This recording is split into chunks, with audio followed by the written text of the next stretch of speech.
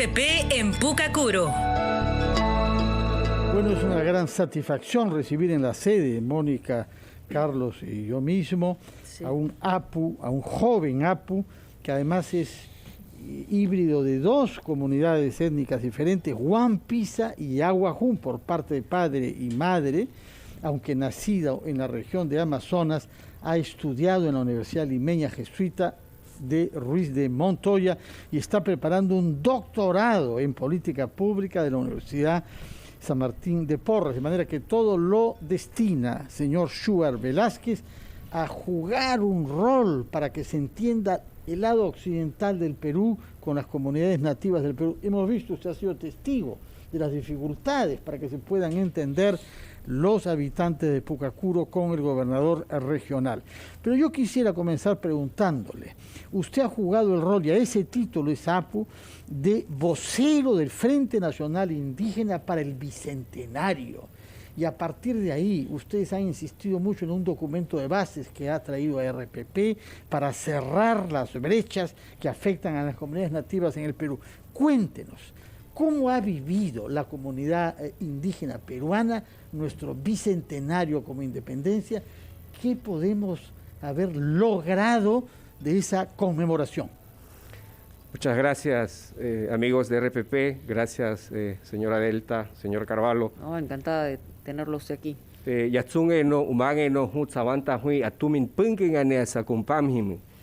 Mire, la pregunta que usted ha planteado es sumamente clave para los pueblos originarios en el Perú.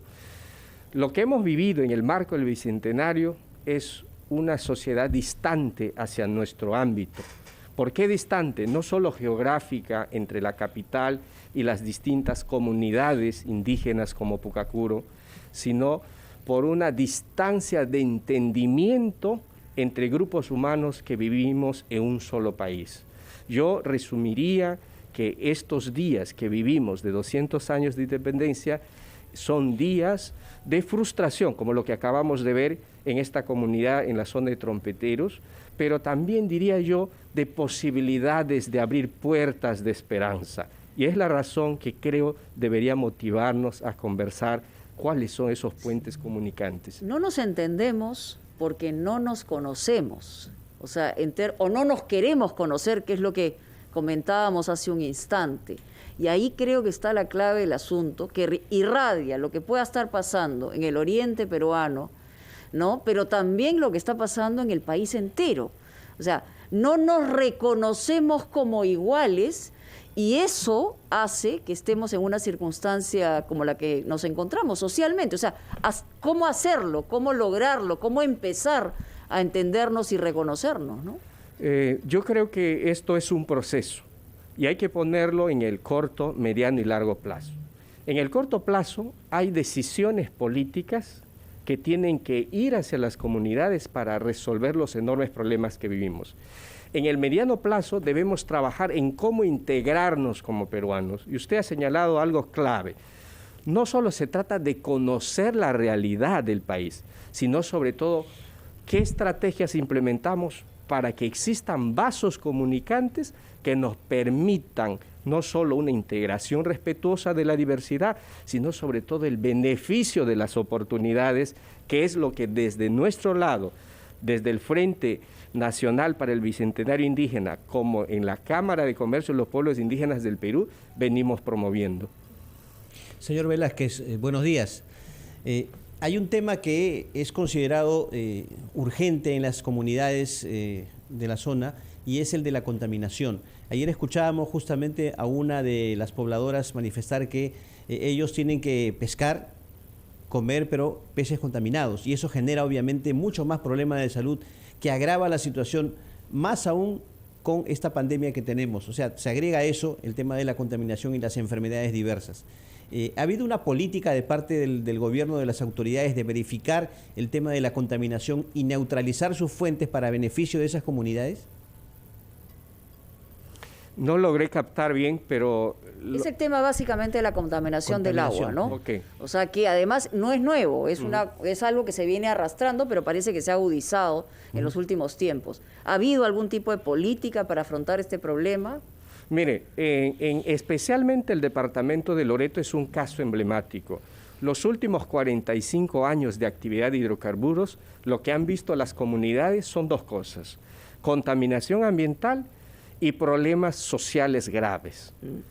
Estos dos problemas vigentes y que cada día se están incrementando son, digamos, la mejor prueba de esa actividad que para muchos es y ha significado el desarrollo.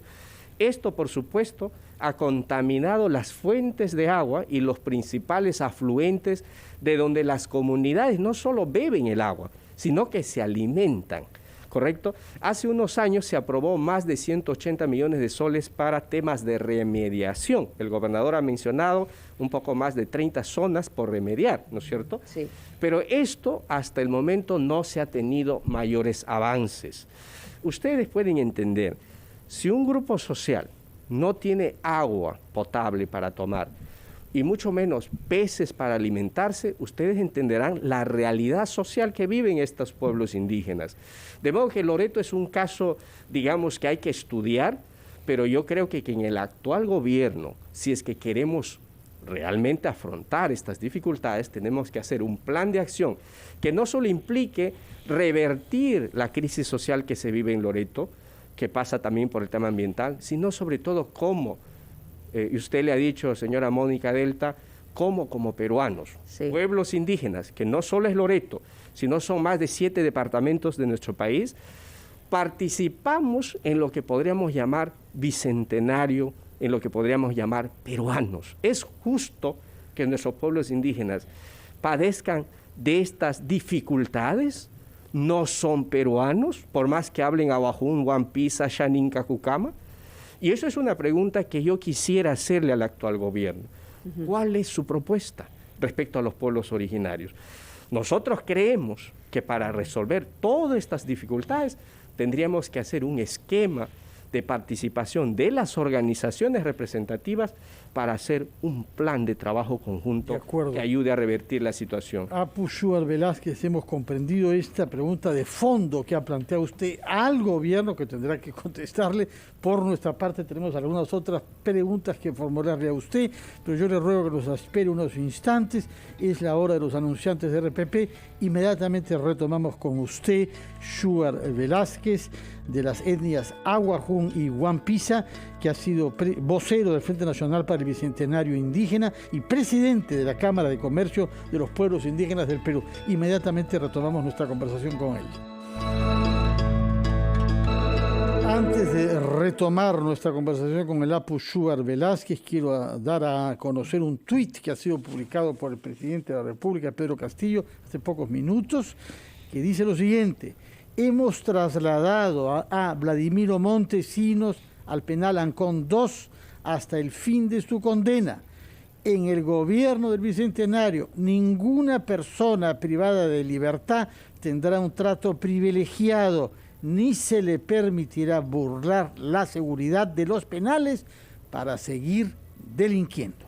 Esto es el tuit formulado por el presidente de la República hace pocos minutos, que es la conclusión al tema que vimos durante la campaña electoral, Mónica. Sobre las llamadas telefónicas. El señor Montesinos se permitía alegremente querer influir en los resultados electorales. Y bueno, lo interesante es que ahora, por acción de la justicia, se van a abrir todas las informaciones para saber cómo se produjo o cómo se produjeron estas 17 llamadas. Hay otros 7 reos en el penal de alta seguridad de la base naval que seguramente también correrán la misma suerte. Muy bien, veremos entonces cuándo es que se concreta esta decisión y qué represalias tomará por su lado la persona concernida.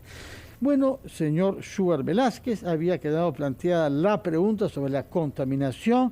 Carlos Villarreal había precisado que es parte de la empresa Pluspetrol, pero hay la empresa del Estado Petroperú también, que es la gran responsable y la gran inversionista ahí.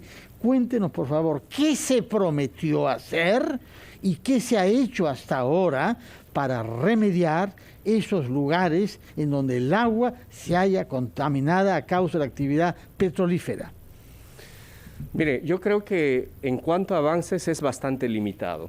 Como mencioné en mi intervención inicial, el Estado peruano aprobó hace un año atrás, o casi 2 años, un fondo de más de 180 millones de soles para remediar las zonas contaminadas de la actividad petrolera en Loreto. Pero esto, por las razones que fuesen, tiene un avance bastante lento. Y esto, por supuesto, quienes pagan las consecuencias de esta lentitud, obviamente son la parte social. Respecto a Petroperú, hay zonas también impactadas. Petroperú es un caso que hay que estudiar a fondo.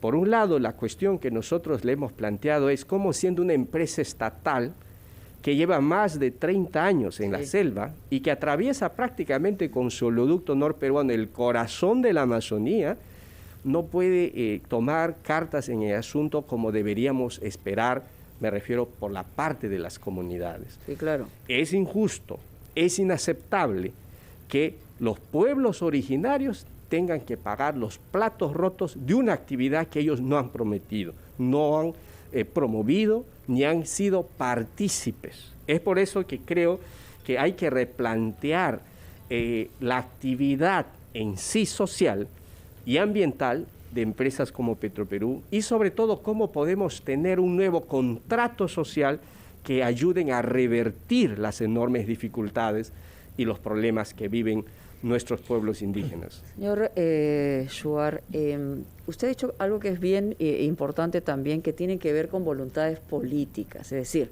se han hecho una serie de estudios a través de los últimos gobiernos, se hacen estudios, se analiza, se ve la manera de cómo podría o cuánto costaría cerrar algunas brechas en nuestro país, brechas históricas.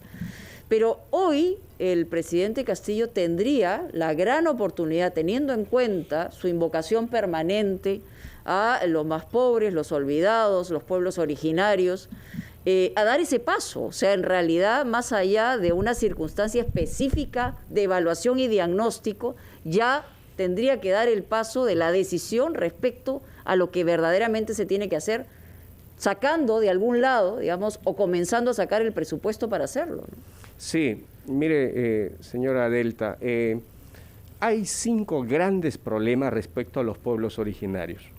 Uno es el tema político, el otro es el tema económico y especialmente el tema social. Respecto al tema social, lo que nosotros creemos que debemos hacer es un plan de cierre de brechas nacional.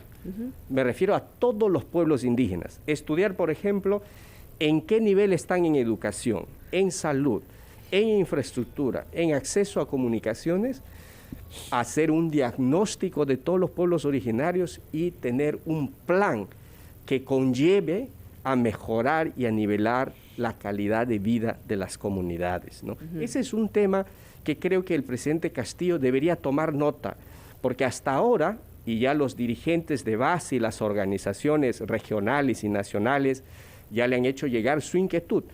Ahora que es gobierno, ¿qué es lo que va a hacer con nosotros? Ante esa cuestión no hay una respuesta directa hasta el momento.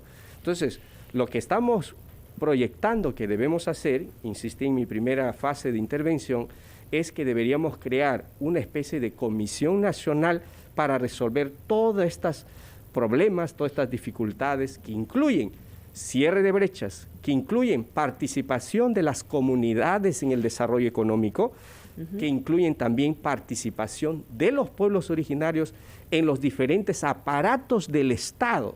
Porque el presidente Castillo ha dicho, necesitamos y haremos que los pueblos originarios, los olvidados, formen parte de la toma de decisiones.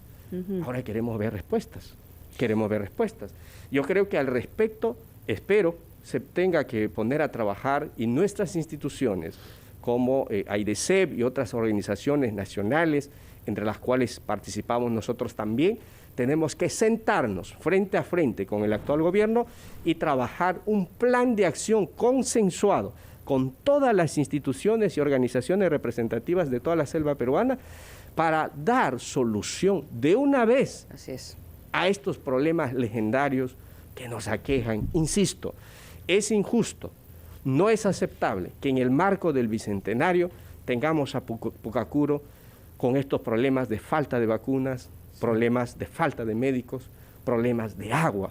Ahora, Esto puesto que es usted inaceptable. menciona Pucacuru, lo que nos ha dicho el gobernador regional es que se ha vacunado a 50% de la población, es decir, más que el promedio nacional, más que Lima. Y lo que nos ha dicho es que hay un problema de malas relaciones entre el APU y el personal médico enviado por la Dirección Regional de Salud. No lo he verificado, pero ese es el punto de vista del gobernador regional. Usted, con la experiencia que tiene como filósofo y como nativo, ¿cuál es su visión de esta tensión entre las autoridades médicas que son enviadas a la zona y la autoridad del APU local? Lo que pasa, señor Carvalho, es que uno de los grandes causantes de los conflictos en el país es la falta de comunicación adecuada.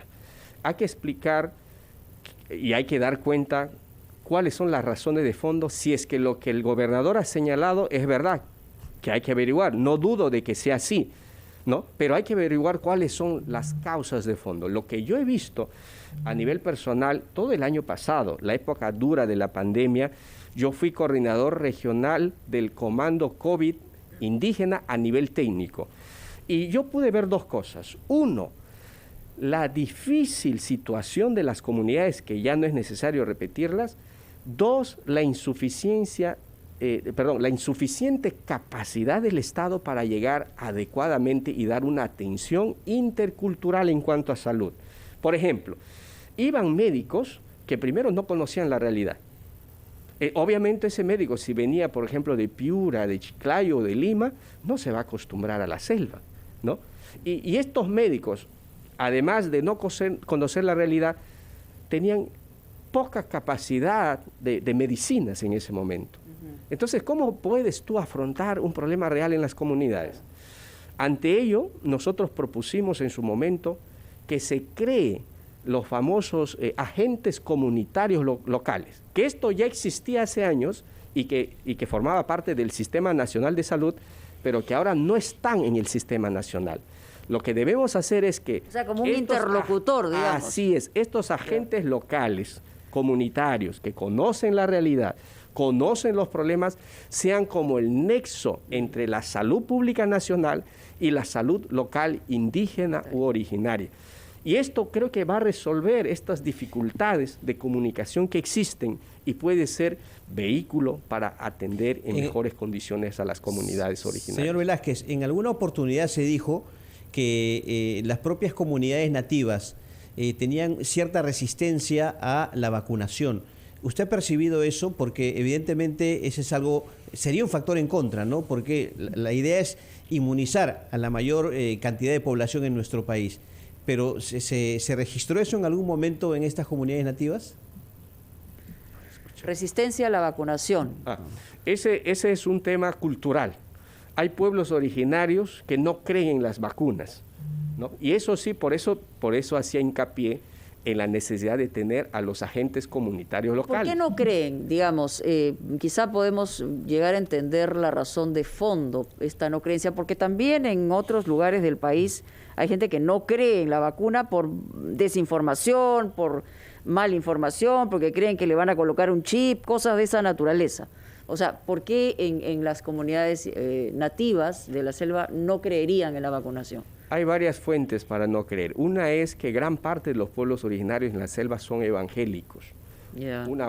Sí. Especialmente en Loreto, por ejemplo, ahí están por razones religiosas. Los israelitas en la zona del Bajo Amazonas, hay un gran número, pero también hay otros movimientos religiosos evangélicos. Eso es una razón. Pero la otra razón más de fondo es la no creencia cultural en las vacunas. Hay una especie de por tradición, ¿no? Que las vacunas pues te pueden traer enfermedades externas, en este caso de los occidentales, una cosa así, hay una resistencia. Pero esto se tiene que resolver con una adecuada información. De acuerdo. ¿No? Y eso es lo que creo Para eso que contamos tenemos con que usted hacer. en el doble rol que tiene de cámaras de comercio indígenas y de Bicentenario. Muchísimas gracias por su presencia. Ojalá que pueda regresar pronto y hacernos reiterar esta idea de que sin diálogo no se resuelven los problemas ni en la comunidad de Pucacuru ni en el Congreso de la República. Muchas gracias, que tenga muy buenos días y felicidades para usted y su comunidad nativa. Muchas gracias, soy Quashat. Gracias. Mónica, nos vamos a los Gran titulares resumen. de la hora, son las 9 en punto. Así es.